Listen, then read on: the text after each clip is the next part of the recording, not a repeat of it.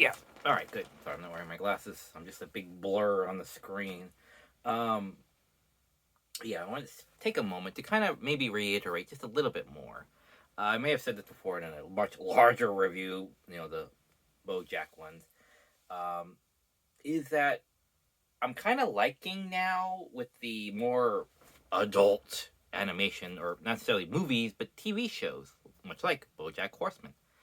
Because back in the day, and I was just watching this last night, Gen 13, Ralph Bakshi, Spicy City, Fish Police, those adult Fire and Ice, those things, those were very far and in between. So having something outside of, well, MLP, My Little Pony, the more 2012 one, whatever, was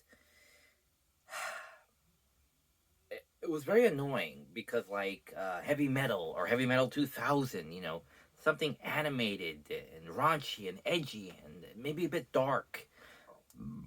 Oh, excuse me, sorry, I just ate a lot. I'm having some chai coffee with some tequila in it, but anyway, yes, a very small part of tequila. I've been nursing that thing for over a week. It's a very smallish bottle like this one, but that's plastic, so many glass, so I'm keeping it.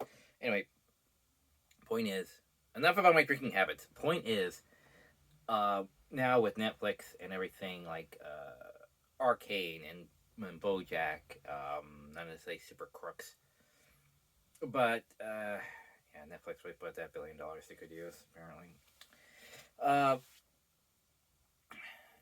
it's nice to see this because back in the late 2000s, what there was with Nickelodeon was Avatar: Last Airbender. It was edgy. It had to deal with war and fallout, but it did. And I've noticed these things. I know why shows do what they do. Like, why doesn't the good guy just defeat the bad guy, throw him in prison, and boom, you're done? Well, then there wouldn't be any antagonist. There's no one to come back the next. That's why they invented the Rogues Gallery. Is because, well, now you gotta face off against another villain this week. Keep the roster going. So if they do put him in prison, you have someone else to fight. Because otherwise the story would be over. Like Gilligan's Island. If they got off the island, it would be over. And so, and one thing that really annoyed me, other than not defeating your enemy, because your enemy will always, you know, we'll get you next time, Gadget. Next time. And there's always a next time. They set it up for that. There's always a next time. Skeletor is never defeated. Any villain is never really defeated, you know. Um, but in Avatar, it was a perfect setup where you have edgy. It's like for 14-year-olds. It's for the hard teen audience. And then at the end, it's like, well, then you got to kill the Fire Emperor. Oh, I what? I have to actually take a life, and it's like, yeah, you got to stop him. You got to defeat him. End this whole dang thing. Oh well, and that's when it all kind of just falls apart a little bit because it's like then the story goes out of its way to MacGuffin its way through the rated G. Well, we just took away his firebending. He's helpless now. War over. Our job's done here. And it's like, really? We went through how much bloodshed and tears for the lead character at the end to keep his hands clean. And it's annoying because you see that everywhere. In He-Man, Masters of the Universe, the live action thing, which everyone keeps dissing on, I don't know why. Yes, it was made in the 80s. Yes, it doesn't have the biggest production value behind it. But it was imaginative and very intense. I rather liked it as a child and now. But yeah, villains were never outright defeated. They kind of tripped and fell into something or fell of their own accord by accident. They tripped over their own feet onto their own sword or into a vat of acid or whatever have you. And so it gets a little annoying when we have this great hero, we're following this story, and it's just defeated. The Care Bears. The Care Bears Nutcracker special. That thing was, they deflected his attack back on him, pushes him onto the throne. Then suddenly the sky's clear, and then that's it. That's it. Somehow, he's defeated. Day is saved. So that's why in fantasies, a lot of the evil force or the opposition is usually a magical being, a mystical being of some sort. You know, the evil book that needs closing. The evil cloud from Lost in the next Care Bears film. It was in human form, and it learned the capacity of caring. I care. I care. And you too at home, you say, I care too, along with the rest of us, to resurrect our... to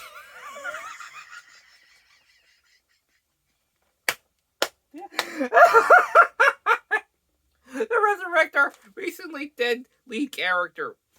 Yes. Sorry. Why don't I just say clap and say I believe in fairies while I'm at it? Oh, God. Anyway, the most realistic, but again, with, like, it goes and then just craps out on you. Oh, the girl survives, by the way. In cartoon All-Stars, at the end, when they convince the kid taking drugs is not the way to go, they left out a very crucial part of that. The DTs, the getting over it.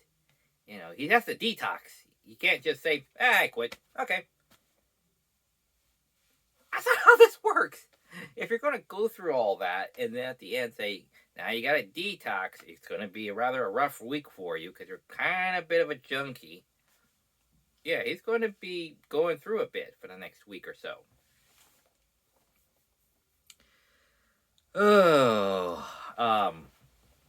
So yeah, kids shows, when they try to be edgy, they don't really commit to that. Even as far as back as the late 80s with Cartoon All-Stars, all the way up, because when they finally have a conclusion to the story, because it's no longer a series, it's a movie, they kind of, fall short. And that's, again, from the late 80s all the way up to the mid-2000s or into the 20-teens with Avatar, where it's like, well, we had this guy, but, it's not like we need to kill him or anything. Let's just ride around that. There we go. Now, it's fine, because we got to keep the hands clean. Now, as recently as it just finished rushed season 3 of Owl House. I know. I'm not here to diss on it. I'm just explaining it so you can understand this if you didn't get it right away. I didn't either right away until I thought about it for a minute. Owl House. Now, a bit of a spoiler here. When Luz faces off against Belos, when he's attached to the Titan's heart, when he's bringing the resurrected corpse of the Titan back to life, and it's reaching up like this. And she does the line that was the intro back in episode 1, which is great, by the way. Good kudos to actually do that. The one thing I rather disliked is the fact that Luz isn't actually blasting him. She's pulling him off the heart. Right? So,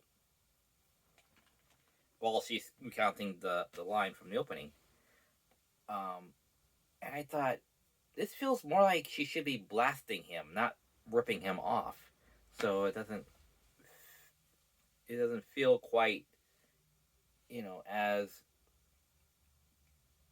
rewarding, because then what happens, she rips him off after doing the line, and then, the day is saved, and then Belos tries to pull this one last, lying trick out of his ass, and Luz just turns and just kind of stares him down. Well, it's implied that she created the acid rain to cause him to melt away a bit while keeping herself safe. And Bella starts saying, well, there, that they're evil, they're conniving, they're cheaters and all that stuff. And then Luce backs away, and it's supposed to be like the whole scene is supposed to set up the fact that Luce is not going to finish him off. That's for the other people of the Boiling Isles to do, who still have beef with him. Well, those are around in that immediate area, which they present to stomp the last bit of his gooiness that's melting on the ground. So he's finally dead, I guess, through stomping, but whatever. Again, to preserve the lead character's hands so they can stay clean. Personally, what I would have done is have her recite the thing, to copy the opening by having her do a backflip and then get her wand and and say the line and blast him, and then whatever little bit that wasn't blasted does do the same thing and try to talk to him, and she's like, no, and like stomps on him with her staff or something, but she delivers the finishing blow. That would have been something, you know, all on Luce, but instead the writers had to, back that up. Must have been a corporate mandate. It's always a corporate mandate, you know, that, the lead character in a children's film series or whatever cannot kill off the lead character, you know. But there was nothing against the side characters doing it, which I was like, okay, fine, at least that's something. But it just feels more like it's trying to play it more safe, that our lead character isn't as violent. It's like, this is a war. Like, people are always surprised, like, in a war, like, shouldn't be this bad. It's like, you said war. We're going to war, and then you're complaining of how violent war is. It's like, what do you think is going to happen?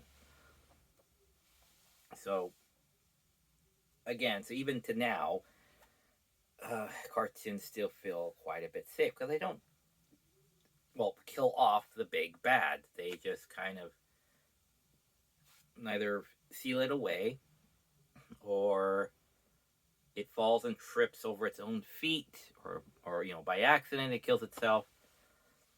And very, very rarely is it ever defeated.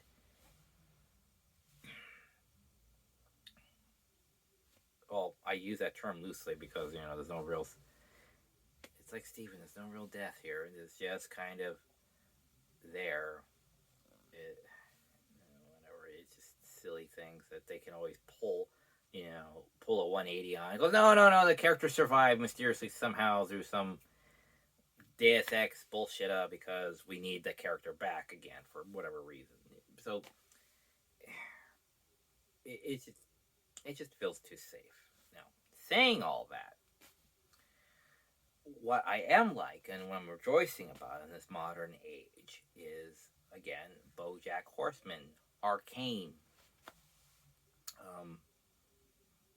re-sleeved, I guess, to a greater extent, those animated features and series, and whatever else that is out there. Like Jobless Reincarnation. That's a good isekai. I like to get behind that. What else is there?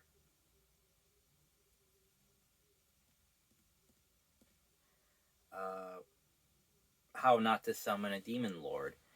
Some of these animes are actually doing pretty good because they're kind of doing the hard emotions. And much like BoJack, just like do the cartoon side of things, of the anime side of things, they said, well, it's a lot like life. There's no real resolution to things. You're not going to get what you want out of it.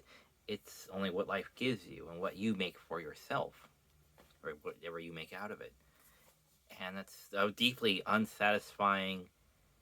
It's a deeply satisfying and unsatisfying thing because you work for it and you feel proud for what you get because that's what you want to get, and when you get it. And then the other half is when you try hard and you don't get what you want. Like Diane, when she goes back to her family and says, I want a resolution with them. But he said, well, you're not going to get it. And she didn't get it.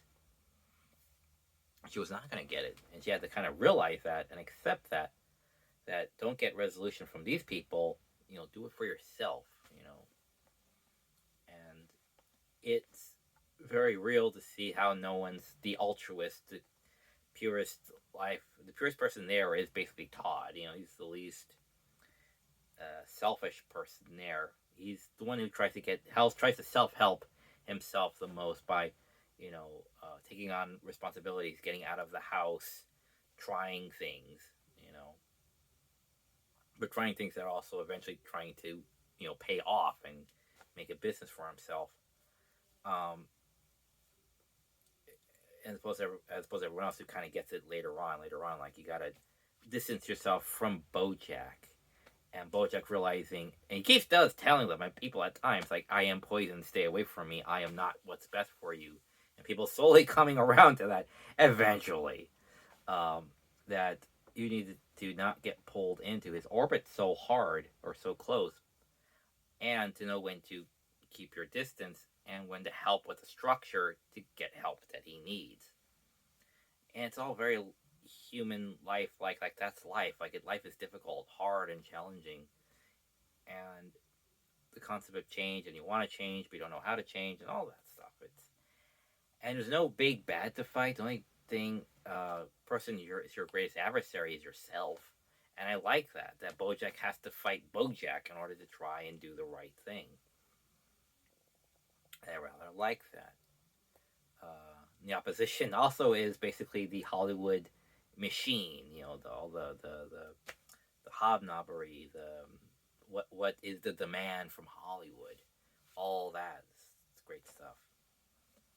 And Arcane, I mean, geez, that's just brutal right there. Characters die, characters go kind of insane. Fantastic fight choreography and theme songs. Everything feels real and lived in, and not just kind of written in as like, and these people live here. We'll not really describe it, but everything feels lived in. Everyone feels like they have a motivation, is well rounded, has a decent enough backstory. So, yeah, really looking forward to Arcane. Ex Machina is good. Invincible is awesome. Waiting for that later on this year. But yeah, so that's the thing, is these shows, all they have in common is they don't have a resolution by the end of the 22-minute episode. They barely have resolutions at all. People get over things, sure, but they don't get satisfaction out of things. Like they have parenting issues or whatever, have problems that they have that they are, resolving from, which they did more in season 2.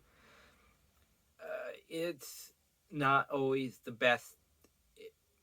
It does help them to become slightly better, but it's not the key thing where it's like instantly I'm a better person. Obviously, look at my character arc in this one episode. The thing. No. You're not gonna, have almost a total 180 in your character because you went through something or had something finally happen to resolve something in your life. It's always slowly and by degrees, and I like that, where it's not just a snap, well, that argument was resolved, or opinion. That's where MLP, really, overall, as a concept, kind of failed. I know there's still plenty of you out there, just hear me out. I know. Season 1, the beginning, the first 6 episodes, after the premiere, 2 episodes, Twilight, and then the whole friendship pact of the main 6, Twilight was basically shoved into, the problem of the day. And by episode 6, you really realize they're really straining the fact of because it's all through the viewpoint of Twilight. So it's not an ensemble cast, it's Twilight and whatever pony or ponies is dealing with at that time. So it's a lot through Twilight, and they're realizing we can't keep, coming up, trying to invent reasons to shove Twilight into this episode. why is Twilight at the um, Apple Apple Buck Farm or whatever? Why is she at Rarity's boutique? Why is Twilight here, there, or there today? They had to explain that. And after 6 episodes of that, it's like, okay, we've officially run out of things. Twilight, this is Princess Celestia coming in saying, okay. Instead of, because it's what Twilight has learned by the end of the episode, and they realize they can't do that. They can't turn an entire season into her trying, the writers trying to MacGuffin her into every plot line. So, with Celestia just coming in and saying, okay, I will take letters from all of you instead of just Twilight, so therefore we can go to just Applejack episode and maybe bring in another pony or two if we need to. So it frees up the writers considerably after that. So it's okay, we've done that. All right, now let's solve these pesky problems. And they did, for the most part, And some things are hastily rushed, where it's like, I don't know. That doesn't sound very resolved, if you ask me. Or, that was an interesting episode, but not really resolved. Or, that was resolved, but quite frankly, this episode's a little lacking. It doesn't feel very imaginative or exciting. But yeah, most of the time it did a fairly decent job to try and solve these their problems in 22 minutes. Then season 2 and 3 and 4 and 5 and 6, 7. Okay, so as I went along, they kept trying to have the story arcs of not necessarily the bigger bad, but another big bad to come along, or to return, or this and that and the other thing. And it was always about life lessons, and you kind of start to run out of kidsy stuff. Differences of opinion, differences in living, how you celebrate your holidays, how you go about things, how you solve a problem, how stubborn you are, how what you don't not understand, but not appreciate, but comprehend. Like Applejack realizing I'm making my job 10 times harder than it has to be. Even though she just went through an entire monologue about that, and then realizing, oh wait, I'm doing that too. It's like, yes, you are. So going from the kid stuff, and the kid stuff always kept revolving after the arguments part to the bullying part. It felt more, and God, that woman's face looks weird. But the mom of Diamond Tiara, apparently the only reason she was there at the last scene was to have her daughter spite her and say, I choose good because you're here. But if the mom wasn't there, it's like, would she have chose, it was a bit more of a 50-50 choice? But it feels like putting the mom there makes her make her choice for her, It just doesn't feel like it was really much up to Diamond Tiara. It just felt like the writers needed to resolve this and give her a reason to choose the light side. Not because it's the right thing to do, it's because she got tired of her mom's BS. So it just feels more like that, more them trying to contrive an ending than to really have an organic ending. Let's create a problem and then magically resolve it in 22 minutes. Again, wash, rinse, and repeat for nine seasons. And the setup for Asperity, if you know what that is, that died a slow, painful death, or slow, gradual death off screen until he said, oh yeah, well, remember that thing? Yeah, that's dead now. Yeah, Spike's over her now. Is? You spent all these seasons apparently, glancing back to it. You kind of dropped it for a good 5 or 6 seasons, and then now you come back to it. It's like, oh yeah, it's dead. He's over it. He grew out of it. Oh, gee, thanks. So doing dynamics, family, how to deal with family working together, those are always pretty good. But again, when you get into the harder questions later on in the series, such as I don't know, like racism and bigotry, selfishness. The more like 14-year-old problems, um, other than relationships, obviously, because heaven forbid they try to tackle that properly. Of course, I still think human Twilight and Sunset Shimmer are probably having a relationship by that point. I don't know. It's my fan theory, because in the animatic they hold hands, which is all of 2 seconds, and that was edited out of the movie. Why? So yeah, the MLP are trying to create problems in order to alleviate them in every episode and throughout all the seasons are pretty good. The harder ones, the bigger ones, the ones that aren't very easy to have a resolution to, let alone an answer at all, were brought up. But again, like I just said, we're kind of just hastily given, an answer to just, okay, and then we resolved and we're done. It's like, did you? I mean, you spent time getting Discord on your side, and showing him the way. And now with bigotry and everything else, it's like, what, you can't talk to the whole village, give them a rousing speech like something out of South Park? No. Let's just defeat the problem at its source, the Wendigos. Because, that's what you want to aim for, not tell people to stop being jerks to each other and being jerks to each other. Uh, because that actually you can't talk your way out of this one. You gotta magic your way out. Right. And then the big fight between the last guy, season 7, I think it was, 6 or 7, with Twilight's fighting the one guy. I forget what his name was. Tarak, I think his name was. Anyway, there's no hits and all that. It's only beam shots and dodges. That's it. There are no punches. And think, yeah, that is kind of two powerful beings going head to head and no punches. Talk about literally pulling your punches. Well, that's just. It just takes all the drama out of it once you realize there are no punches in that. It's all just dodges and stuff. It's like, But in such a flurry, you can't really notice that right away until you know what you're looking for.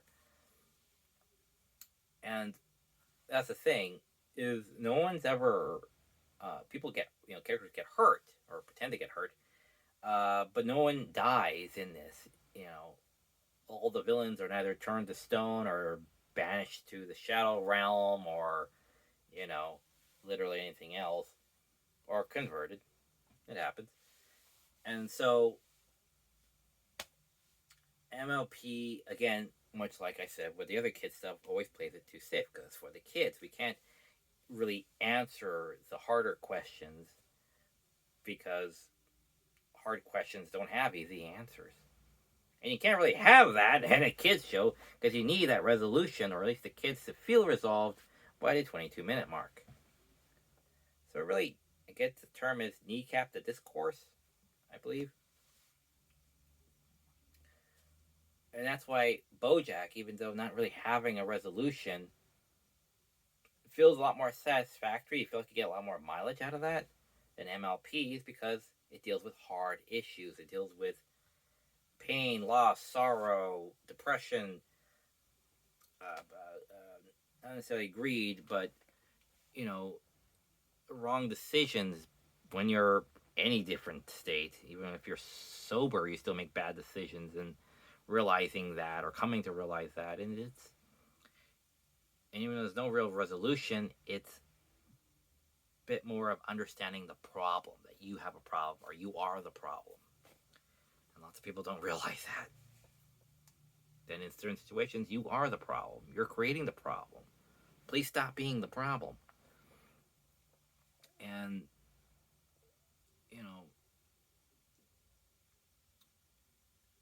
and that's why I like the modern cartoons, is because they come, at you, we're being serious here. There's no punches being pulled here.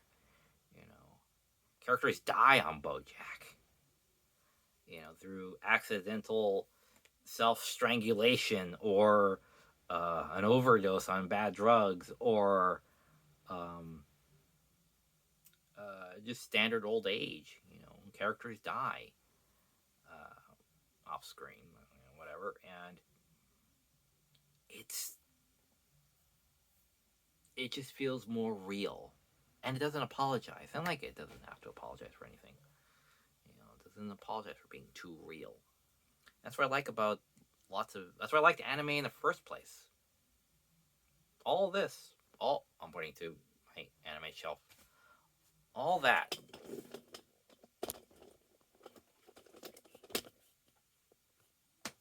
All that. Sorry.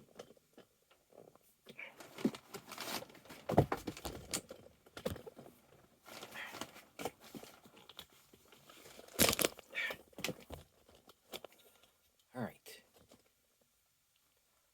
All that. Right there. All of this is because it took itself a lot more seriously than the Smurfs, than the Snorkels, than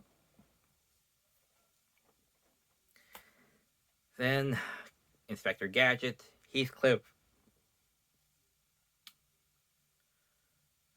or any of the other 200 cartoons I used to watch. You know, and that's why throughout the years, the more adult, not an adult oriented, but the slightly more older cartoon themes, you know, you get problems that aren't just, you know, easily hand waving away. You have to actually work for a resolution to some degree, you know, like Ninja Turtles ish. Um, isn't just you versus some evil bad guy, you know, like Dr. Claw or something. It's you versus your family. It's you dealing with stuff, and that's why the more interesting cartoons, you know, that's why they're more popular, is because they are for the thinking person, the feeling person, you know, experiencing person. Like, I'm going through this, you know, and that's why a lot of the teen stuff is pretty good. That's why I like what was it? How to Sell Drugs Online Fast. You know, it's a teenage. It's teen Breaking Bad. It's teenage Breaking Bad is what it is, and I hope there's a fourth season. It's good because it shows, you know, you're getting into this life. And there was another show just after Breaking Bad ended. It was like a week or so later. There was a premiere for, I think it was called Snow or something like that. Or this kid, and it's an obvious setup. Like when writers create something that's like an obvious setup, it's like, come on, yes, I know what you're trying to say here, writers. I get it. This kid gets caught up in being, you know, a cocaine distributor for a certain region. I'm guessing the more black side of LA or something. I don't know. But he's there, and he just suddenly got this job through happenstance. It's a whole thing, but he's there. He's like, you know, we got story A and story B going simultaneously about the cocaine, and they all saying up like he's walking down the street of this neighborhood, I guess in his neighborhood, and he sees how nice and picturesque it is. Everyone's outside and happy. There's no graffiti. It's all clean. And I'm thinking to myself, and by the end of season one, he's gonna walk down the same street, and it's all gonna get ghetto. It's all gonna be just destroyed because he introduced cocaine into this region of LA or whatever the hell he is at, and it's all gonna go to shit. It's like it's obvious setup and payoff for, you know, you helped destroy this piece of Americana that was very peaceful, and now look at it. It's an obvious setup, and I'm pretty sure that's exactly what happened in the story. If I ever get back to it, I only watched like the first like couple of episodes because like, I think I had to move or something. I don't know. I just gave up on it. I don't know. But yeah, um, having stories that, resonate with you, even if you're not a teenager. Like I am not. I'm 41. Um, but watching these teen stories feels relatable. Having people be unsure of themselves, wanting to be ambitious, wanting to break bad, and be. I mean, oh god, the teenage thing. It all just starts off because the other story, the dubbed one on Netflix, is that How to Sell Drugs is. It starts off because the girl that the lead character is in love with goes away to America for the summer and then comes back all depressed and doesn't want to hang out with him anymore. The love of his life says, I need some space. I need to. She went there to find herself or whatever, but comes back all depressed, doesn't want to spend time with him, and wants to hang out with the hot guy. What is he supposed to make of that? And then he finds out that the hot guy is distributing LSD at the party. Not LSD. I forget what the heck it's called. I think it was LSD or whatever. And so he tries to become the dealer. He wants to be the popular guy. He wants her to look at him and value him again. And that kind of goes awry. He gets kicked out of the party for trying to fight him. He goes home a loser, and he says, but what if I became the man? The man. So he makes the website that they were making anyway, but makes it for the dark net and to sell drugs online. He gets Lenny into it, trying to make money. Then they'll get out once they get like 50,000 or something like that. And shenanigans ensue. Now, when that goes on, it's like until episode 8 or 6, maybe something like that. The girlfriend, after Moat gives her, his name is Moritz, gives her the book of like their was it photos and printouts from Snapchats or whatever, something platforms, messaging system, and this whole thing. And she's kind of coming around to getting her head on straight, and she gets the book he hands her about, we were so in love, remember? And he's like, yeah, I remember loving him. And then at the end of the episode, says, yes, I'm coming to live with you. What? I'm running a drug empire out of my bedroom, and she wants to move in with me into my house because she's having problems at her house. And so Martha's like, oh, okay, right, let me just sort through all my drugs to try and hide them somewhere. And so at the end of the episode or whatever, or in the middle of the episode, when they're trying to make out and stuff and feel romantic and sexy time, Moritz isn't into it anymore. Not as much, because through the metaphor of what the hell you call that? The metaphorical representation, I guess is what you call it. He is more in love with his achievement of him being a online international drug baron more than he is with her, because the drugs, as they pour out of his cubby hole and then start filling up the room where they're at on bed, it's drowning her out because she's no longer important. She's no longer the driving force in his life anymore. It's like Walter White, I am the one who knocks. It's me. Look what I've achieved. I've built this mini empire, and it's only getting bigger. So he's not into her really as much as he used to anymore. I mean, that's her fault. That's on her, because and of course Morris didn't really help as much when he was trying to fight to get her back. But honestly, like, Jesus, lady, what did you think was going to happen? You kick a guy to the curb after he was waiting all summer for you, and then you pull a 180 and all this stuff. So then she's in on it, and this and that and the other thing, and it just shows, how people change, their priorities change, their interests change. He's no longer doing it to try and be the man to prove to her that he's a man or someone successful and better than that of, the pretty boy. Now he's just doing it for himself. Like Walter White, when he says, I did this for you. I did everything for you. Goes, no, I did it because I did it for myself because I wanted to feel alive. That's basically that moment, is that representation of when the drugs start pouring out of that cupboard and start filling up the room and surpassing and covering her. That's what that's supposed to mean, is that he's no longer doing it for her to impress her. He's doing it for himself. And that's basically the driving force throughout the rest of the series till the end of season 3.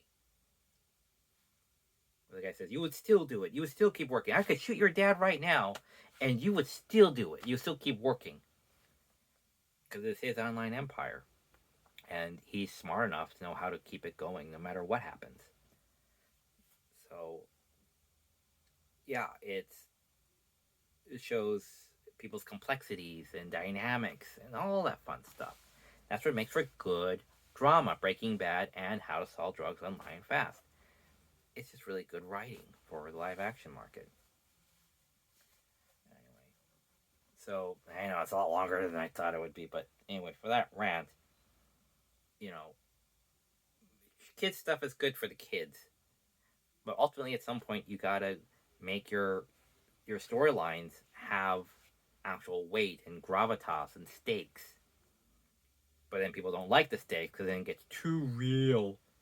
Like, well, I'm sorry if our fantasies are a little too real for you. So, but yeah, having characters deal with heavier issues as life goes on, because that's what life is. You deal with heavier things as you go along. You know, building an empire, dealing with friends, good friends, bad friends. You know, new friends, old friends, all that fun stuff. So, yeah, it's an interesting time to be a watcher of good media. All right, that's probably enough of that ranting and raving and comparing and analyzing. I've hoped I haven't offended you, and I hope you've learned a few things. I hope I've managed to make you at least giving you some food for thought. All right, so until next time, fair, faithful viewer, remember, try out new cartoons. You might just be surprised at what you find. Maybe it might be a bit more mature than you think. Maybe it might be a bit more funner than you think. Maybe, just maybe, might be a bit more thinkier than you think.